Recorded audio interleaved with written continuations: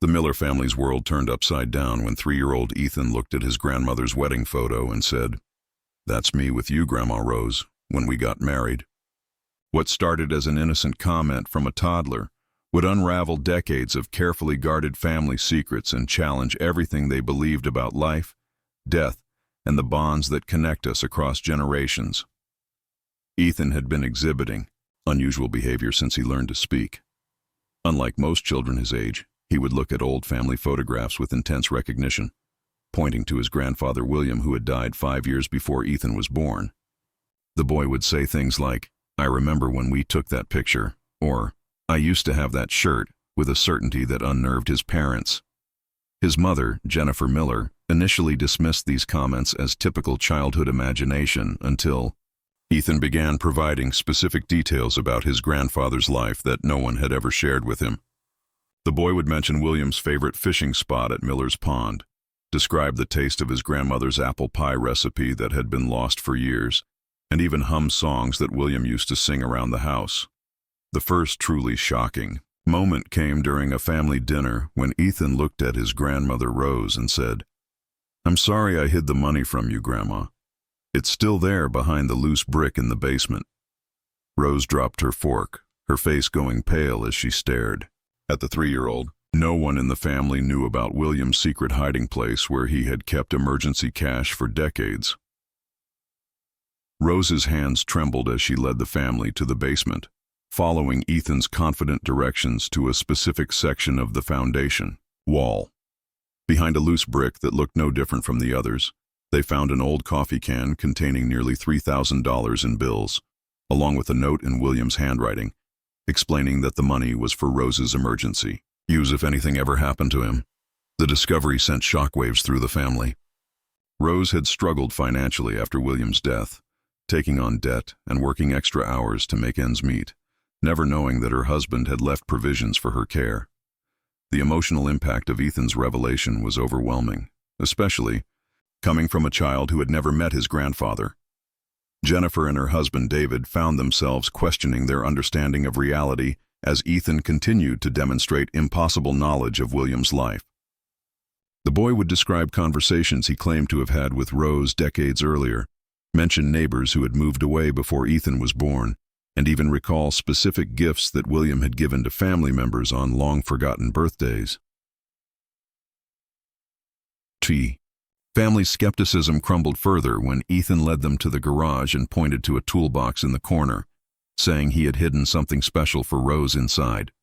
In a secret compartment that no one knew existed, they found a love letter that William had written to Rose on their 40th wedding anniversary, but had apparently never given her, along with a small jewelry box containing her grandmother's ring that had been missing for years. Rose wept as she read the letter, recognizing William's handwriting and the intimate details of their life together that no one else could have known. The letter expressed his deep love for her and his regrets about not being more emotionally expressive during their marriage. Ethan watched her tears with an ancient sadness in his young eyes, saying softly, "I should have given it to you when I was still big." The family's emotional turmoil deepened as they grappled with the implications of Ethan's knowledge. David, a practical man who had always been skeptical of anything supernatural, found himself forced to consider possibilities he had never entertained. Jennifer struggled with the idea that her father might somehow be present in her son, creating a complex web of relationships that defied conventional understanding. Ethan's behavior became increasingly sophisticated as he grew more comfortable sharing his memories. He would critique changes that had been made to the house since William's death, suggesting improvements based on knowledge of the home's structural quirks that only William would have possessed. The boy even knew about a leak in the roof that William had temporarily patched but never properly repaired, guiding them to the exact location. Rose found herself having conversations with Ethan that felt like talking to her deceased husband. The boy would comfort her with wisdom that seemed far beyond his years, offering insights into their marriage and family relationships that helped her process grief she had carried for years. Ethan's understanding of Rose's emotional needs and his ability to provide exactly the right words of comfort was both healing and unsettling. The family decided to test Ethan's knowledge more systematically, showing him photographs and objects from William's life to see how he would respond. The results were consistently astonishing. Ethan could identify people in old photographs by name, including distant relatives and family friends he had never met. He recognized William's possessions instantly and could explain the significance of items that held sentimental value. One particularly emotional moment came when Rose showed Ethan a photograph of William holding a baby. The boy immediately identified the infant as his brother Thomas, who had died at 6 months old when William was in his 20s. Ethan spoke about the grief William had carried over Thomas's death and how it had affected his relationship with his other children. This was information that Rose had never shared with anyone, as the family rarely spoke about the tragic loss. Ethan's knowledge of Thomas revealed another layer of family secrets. The boy described how William had blamed himself for the baby's death, believing that if he had recognized the symptoms of illness sooner, Thomas might have survived. This guilt had shaped William's overprotective behavior with his other children and had created emotional distance that family members had never understood. The revelation about Thomas's death helped the family understand patterns of behavior and emotional dynamics that had puzzled them for decades. William's difficulty expressing affection, his tendency to work long hours to avoid being home, and his apparent emotional unavailability suddenly made sense in the context of unresolved grief over his lost son. Ethan also revealed the existence of a diary that William had kept hidden for most of his adult life. Following the boy's directions, the family found the journal concealed in the attic behind old Christmas decorations. The diary chronicled William's innermost thoughts, fears, and regrets, providing a window into his emotional life that his family had never seen. Reading William's diary was a transformative experience for the entire family. They discovered that the man they had perceived as emotionally distant had actually been deeply feeling and introspective, struggling with depression and anxiety that he had never felt able to discuss. His writings revealed a sensitive, caring person who had hidden his true nature behind a facade of stoic masculinity. The diary entries also confirmed many of the details that Ethan had shared about William's life and feelings. Specific events, conversations, and emotional reactions described by the 3-year-old matched perfectly with William's own written accounts, providing additional evidence that Ethan's memories were authentic rather than constructed. Rose found particular comfort in discovering that William's diary contained numerous entries expressing his deep love for her and his regret about not being more emotionally available during their marriage. The written confirmation of feelings he had struggled to express verbally helped heal wounds that Rose hadn't even realized she was carrying. Ethan's knowledge extended beyond family secrets to include William's professional life and relationships outside the home. The boy would mention co-workers by name, describe office politics from decades past, and even recall specific business deals and challenges that William had faced. When family members contacted William's former colleagues to verify these details, they found Ethan's accounts to be remarkably accurate. The child's memories also included sensory details that added authenticity to his claims. Ethan would describe the smell of William's aftershave, the sound of his voice when he was tired or stressed, and the texture of his favorite sweater. These intimate physical memories were particularly convincing because they represented the kind of sensory information that would be nearly impossible to fabricate or learn from stories. As word of Ethan's unusual abilities spread through their extended family and community, the Millers found themselves at the center of intense interest and speculation. Some family members embraced the possibility that William had returned to them, while others remained skeptical and concerned about the psychological impact on young Ethan. Dr. Susan Carter, a child psychologist with experience in unusual cases, was consulted to evaluate Ethan's mental health and development. After extensive interviews and observations, Dr. Carter concluded that Ethan showed no signs of psychological disturbance or fantasy-prone personality. His memories appeared to be genuine experiences rather than elaborate constructions. The family also sought guidance from their pastor, Reverend Michael Thompson, who had known William personally and could verify many of the details Ethan provided. While initially skeptical, Reverend Thompson became convinced of the authenticity of Ethan's memories after the boy accurately described private conversations he had shared with William during the final months of his life.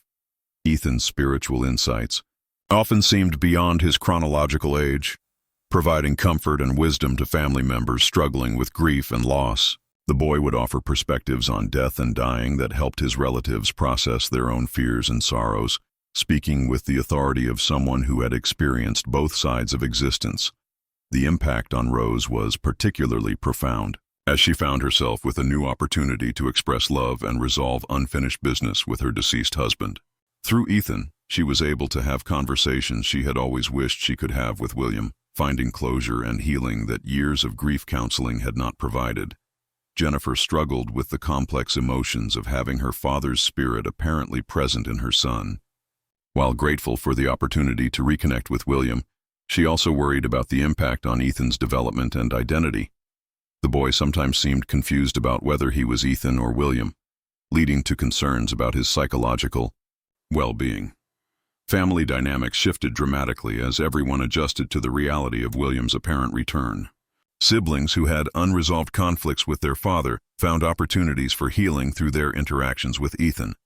The boy's insights into William's motivations and feelings helped family members understand and forgive past hurts. Ethan's memories also revealed positive family secrets that brought joy and wonder to their discovery.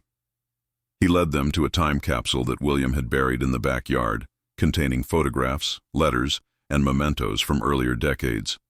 The capsule included love letters between William and Rose from their courtship that no one knew had been preserved. The family found themselves creating new traditions and rituals to honor both William's memory and Ethan's unique connection to his grandfather. Sunday dinners became opportunities for Ethan to share more memories, and family members would bring questions they wanted to ask William through their unusual young intermediary. As Ethan grew older, his memories of being William gradually began to fade, following patterns observed in other cases of past life recall. The family treasured each conversation and revelation, knowing that their window into William's continuing existence might be temporary. The boy's transition from identifying as William to embracing his identity as Ethan was carefully managed to support his healthy development. The case attracted attention from researchers studying reincarnation and consciousness survival. Dr. Elizabeth Warren, a psychiatrist who specialized in past life memories, documented Ethan's case extensively, finding it to be one of the most compelling examples of apparent reincarnation within the same family line that she had encountered. The family's documentation of Ethan's memories created an invaluable record for researchers and provided a detailed account of how past life recall can impact family dynamics and healing. Video recordings of Ethan's conversations and reactions to family artifacts became part of a growing database of evidence supporting the survival of consciousness after death. Years later, Ethan retained only vague memories of his time as William, but the impact of his revelations continued to shape his family's understanding of love, loss, and connection across generations. The secrets he had revealed and the healing he had facilitated became part of the family's legacy, strengthening bonds and providing comfort that lasted long after his specific memories faded. The Miller family's experience demonstrated how past life memories can serve purposes beyond individual recall, functioning as vehicles for family healing and the resolution of unfinished emotional business. Ethan's brief but profound connection to his grandfather's consciousness provided gifts that benefited multiple generations of their family. Rose lived her remaining years with a sense of peace and completion that had been missing since William's death. The knowledge that love truly transcends death and that consciousness can survive to provide comfort and closure transformed her understanding of mortality and gave her courage to face her own eventual passing. The story of Ethan and William Miller continues to inspire questions about the nature of family bonds and the possibility that our connections with loved ones extend far beyond physical death. Their case suggests that some relationships are so fundamental to our spiritual development that they transcend the boundaries of individual lifetimes. The boy who claimed to be his grandfather, Reborn, had given his family the greatest gift imaginable: proof that love is eternal and that the bonds between souls can overcome even death itself. His impossible knowledge of family secrets had unlocked not just hidden treasures, but also hidden truths about the enduring nature of consciousness and connection. If this incredible story of a grandfather's return through his grandson has touched your heart and opened your mind to the eternal nature of family love. Please like this video and subscribe to our channel for more amazing stories that prove our connections with loved ones truly transcend death, and that love finds a way to bridge any distance even between lifetimes.